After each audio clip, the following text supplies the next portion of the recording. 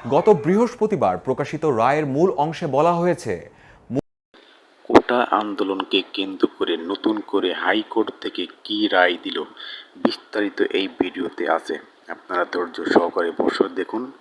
ভিডিওটি দেখলে সমস্ত কিছু জানতে পারবেন নতুন করে হাইকোর্ট থেকে রায়ের বিষয়টি। সরকারি চাকরির পরীক্ষায় নির্ধারিত কোটায় যোগ্য প্রার্থী না পাওয়া গেলে মেধা তালিকা থেকে সেসব পদে নিয়োগ দিতে পারবে সরকার। গত বৃহস্পতিবার কোটা সংক্রান্ত রিট আবেদন নিয়ে হাইকোর্টের রায়ের মূল অংশে বলা হয়, সরকার চাইলে যে কোনো কোটায় অনুপাত বা হার প্রয়োজন অনুযায়ী বাড়াতে বা কমাতে পারবে। কোটা সংস্কার নিয়ে হাইকোর্টের দেওয়া এ রায়ের মূল অংশে আরও কি আছে তা নিয়ে আজকের স্টার নিউজ প্লাস।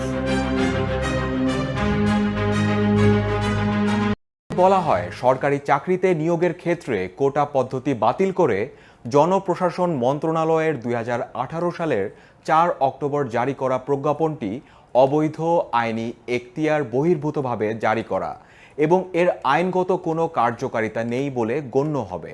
2018 সালের পরিপত্রে বলা হয়েছিল, নবম গ্রেড বা আগের প্রথম শ্রেণী এবং দশম থেকে 13তম গ্রেডের অর্থাৎ আগের দ্বিতীয় শ্রেণী পদের সরাসরি নিয়োগের ক্ষেত্রে মেধা তালিকার ভিত্তিতে নিয়োগ দিতে হবে।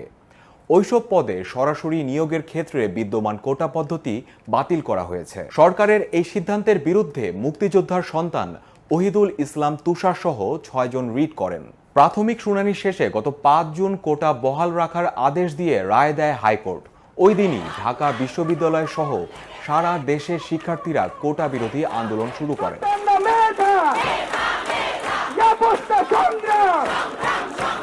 2018 সালের সার্কুলার পুনর্বহালের দাবিতে গত 1 জুলাই থেকে তারা পুনরায় আন্দোলন শুরু করেন। হাইকোর্টের রায় আপিল বিভাগে স্থগিত না হওয়ায় গত 4 জুলাই থেকে সারা দেশে রাজপথে আন্দোলনে নামেন শিক্ষার্থীরা। দফায় দফায় ঘোষণা করা হয় অবরোধ কর্মসূচি।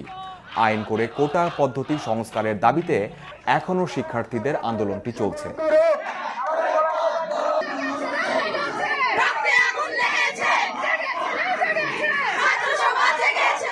গত বৃহস্পতিবার প্রকাশিত রায়ের মূল অংশে বলা হয়েছে, মুক্তিযোদ্ধার সন্তান অথবা নাতি নাতনির জন্য কোটা পুনর্বহাল করতে বিবাদীদের নির্দেশ দেওয়া হলো। একই সঙ্গে জেলা, নারী, প্রতিবন্ধী ব্যক্তি, উপজাতি, ক্ষুদ্র জাতিগোষ্ঠীর জন্য কোটা সহ যদি অন্যান্য থাকে কোটা বজায় রাখার নির্দেশ দেওয়া হলো। এ বিষয়ে যত দ্রুত সম্ভব আদেশ পাওয়ার 3 মাসের মধ্যে পরিপত্র জারি করতেও নির্দেশ দেন high court. Deputy attorney general Sheikh Saifuzzaman the daily স্টারকে বলেন, হাইকোর্ট কোন গ্রাউন্ডে এই রায় দিয়েছেন সেটা পূর্ণাঙ্গ কপি পেলে বলা যাবে।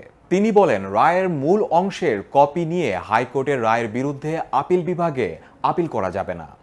হাইকোর্টের রায় সঠিক না ত্রুটিপূর্ণ তা আপিল বিভাগ যাতে খতিয়ে দেখতে পারেন সেজন্য রায়ের পূর্ণাঙ্গ কপি প্রয়োজন। সরকারি চাকরিতে কোটা বহালে হাইকোর্টের রায়ের উপর গত 10 জুলাই 4 সপ্তাহের স্থিতাবস্থা দেন আপিল বিভাগ। কয়েকজন আইন বিশেষজ্ঞ দ্য ডেইলি স্টারকে বলেন, সর্বোচ্চ আদালতের এই আদেশের অর্থ হলো পরবর্তী নির্দেশ না দেওয়া পর্যন্ত কোটা পদ্ধতি কার্যকর থাকছে না। এরকম ভিডিও আরও পেতে আমাদের ইউটিউব চ্যানেলটি সাবস্ক্রাইব করুন, বেল আইকনটি চাপুন এবং আমাদের ফেসবুক পেজটিতে লাইক দিন। আমাদের সঙ্গে থাকুন। ধন্যবাদ ভিডিওটি দেখার জন্য। পরবর্তী লেটেস্ট ভাইরাল ভিডিও পেতে চ্যানেলটি সাবস্ক্রাইব করে সঙ্গেই থাকবেন। ধন্যবাদ।